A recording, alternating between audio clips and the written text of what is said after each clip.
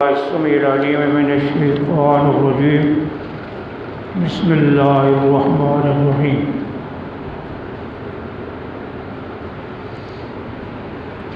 فما لكم في المنافقين فئتين والله أركسهم بما كسبوا أتريدون أن تهدوا من أضل الله ومن يضلل الله فلن تجد له سبيلا۔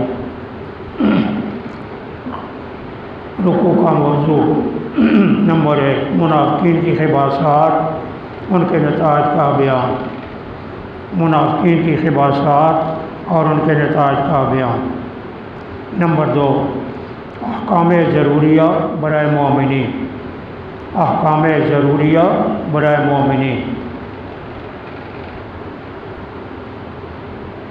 فما لکم فی المنافقین فئتین، ما استفہامیہ ہے، فا تفریعیہ ہے۔ پس تمہیں کیا ہے، پس کیا ہے تمہارے لیے، تنبیہ مومنین، پس کیا ہے تمہارے لیے منافقین کے بارے میں فئتین، تم جو جماعتیں ہو گئے ہو۔ اللہ ارکسہم، شکایات منافقین، اللہ ان کو الٹ کر دے گا ان کے اعمال کی وجہ سے، یا یوں مانا بسبب اس کے جو انہوں نے کیا، اللہ ان کو الٹا کر دے گا۔ بعض کہتے ہیں ارکسا کا معنی ان کو ہلاک کر دے گا۔ روایات حدیث میں آتا ہے کہ منافقین ایک وہ گروہ تھا جو مدینے میں موجود تھے اور سکونت پذیر تھے۔ ایک منافقین کا ایسا گروہ تھا جو جنگوں کی وجہ سے مدینے میں جو اختلافات پیدا ہوئے ان کی وجہ سے مدینے کو چھوڑ کر باہر چلے۔ اور جو منافقین باہر جانے والے تھے ان میں 2 طبقے تھے۔ ایک طبقہ وہ تھا جنہوں نے ایسے کفار کے پاس چلے گئے جن کفار کا معاہدہ مسلمانوں سے تھا، ان قبیلوں کے پاس چلے جو کفار کے قبیلے آباد۔ ایک منافقین کی جماعت وہ تھی جنہوں نے معاہدین کے پاس تو نہیں گئے، ادھر ادھر زندگی، پرائیویٹ زندگی گزارنے۔ قرآن حکیم نے ان منافقین کے بارے میں مسلمانوں کا آپس میں بحث آیا۔ ان منافقین کو جو کفار معاہدین کے ساتھ نہیں گئے اور پرائیویٹ طور پر آباد ہیں، ان کے ساتھ لڑیں یا نہ لڑیں۔ قرآن حکیم نے اس بارے میں کہہ دیا ان کے ساتھ لڑو، کیوں؟ ان کے ساتھ تمہارا کوئی معاہدہ نہیں، یہ تمہارے خلاف ہے اور تمہیں تنگ کریں گے، لہذا جو بھی ان سے مل جائے ان کو قتل کرنا۔ اب رہ گئے وہ منافقین جو معاہدین ہیں، کفار کے پاس جا کر ٹھہر گئے، ان کے ساتھ تمہیں لڑائی کرنے کی اجازت نہیں ہے۔ ہاں، اگر وہ یوں کریں کہ وہ مل کر تمہارے اوپر حملہ کریں، کوئی خرابی کریں، مسلمانوں کو تنگ کریں، راستہ روکیں، پھر تم ان کے ساتھ لڑائی کریں۔ ابھی آگے دیکھ رہے ذرا آیات کو۔ اتریدون، تنبیہ مومنین، کیا تم ارادہ کرتے ہو، راہ دو گے ان کو جن کو اللہ نے گمراہ کر دیا؟ مسلمانوں کو تنبیہ کی، تم یہ کیوں کہتے ہو کہ ہو سکتا ہے یہ مسلمان ہو جائیں؟ یہ مسلمان نہیں ہوں۔ وَمَن يُضْلِلِ اللَّهُ خَسْرُ التَّصَرُّفِ فِي ذَاتِ اللَّهِ تَعَالَىٰ، جس کو اللہ گمراہ کر دے ہرگز نہ پائے گا تو اس کے لیے کوئی راستہ۔ جس کو اللہ گمراہ کر دے ہدایت کے راستے پھر مسدود ہو جاتے ہیں۔ فَدُّوا لَوْ تَكْفُرُونَ، یہ تکفیر و طمع عن ایمان المنافقین، تکفیر و طمع عن ایمان المنافقین۔ وَدُّوا لَوْ تَكْفُرُونَ، یہ اسی کے ساتھ ہے، وہ چاہتے ہیں تم بھی کافر ہو جاؤ جیسے وہ کافر ہیں۔ فَتَكُونُونَ، ہو جا تم سواءً برابر۔ فَلَا تَتَّخِذُوا مِنْهُمْ سُلُوكَ الْمُؤْمِنِينَ بالمعاندین، یعنی منافقین معاندین منافقین، سلوک المومنین بالمعاندین المنافقین، نہ پکڑو ان سے دوست، ان کے ساتھ دوستی مت کرو، حتیٰ یہاجروا، یہاں تک چھوڑ دیں وہ اللہ کے راستے میں اور پھر تمہارے پاس آ جائیں۔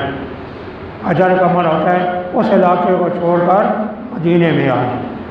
فَإِن تَوَلَّوْا، اگر وہ پھر جائیں، فَخُذُوهُمْ، مواضع قتال، اگر وہ گردانی کریں پکڑو ان کو، قتل کر ڈالو ان کو، حیث وجدتموہم، جہاں پاؤ تم ان کو، وَلَا تَتَّخِذُوا مِنْهُمْ، نہ بناؤ ان سے، ولیًا، کسی کو دوست، ولا نصیرا، نہ اپنے مددگار، کسی کو اپنا مددگار بن کیوں؟ یہ تمہیں تکلیف دے، یہ تمہارے دشمن، الا الذین، اب دوسرا فریق آ گیا، الا الذین سے دوسرا فریق، مواضع عدم قتال بالمنافقین، کن منافقوں کے ساتھ تم نے نہیں لڑنا، مگر وہ لوگ جو ملتے ہیں اس قوم کے ساتھ تمہارے درمیان، ان کے درمیان معاہدہ ہے، او جاؤ کو، یا وہ آئے ہیں تمہارے پاس اس حال میں کہ حسرت صدورہم، تنگ ہیں ان کے دل کہ وہ لڑیں تمہارے ساتھ یا لڑیں اپنی قوم کے ساتھ، یعنی وہ لڑنا ہی نہیں چاہتے، نہ تمہارے ساتھ لڑنا چاہتے ہیں نہ ان کے ساتھ لڑنا چاہتے ہیں، اور یا یہ ہے کہ وہ ان معاہدین کے پاس رہتے ہیں لہذا ان کے ساتھ لڑائی نہ کرو۔ وَلَوْ شَاءَ اللَّهُ، اگر اللہ چاہتا، حصر و تصرف ہے فی ذات اللہ تعالی، اگر اللہ چاہتا مسلط کر دیتا ان کو تمہارے اوپر، وہ البتہ تمہارے ساتھ لڑائی کرتے، لیکن اللہ کی مشیت نہیں ہے، اس لیے وہ تمہارے اوپر مسلط نہیں ہوئے اور تم نے ان کے خلاف لڑائی بھی نہیں کی۔ یوں مانو اگر اللہ چاہتے ان کو تمہارے اوپر مسلط کر دیتے، یعنی تمہارے ساتھ لڑائی کرتے، ظاہر ہے کہ جب تمہارے ساتھ لڑائی کریں گے تم بھی ان کے ساتھ لڑائی کرو۔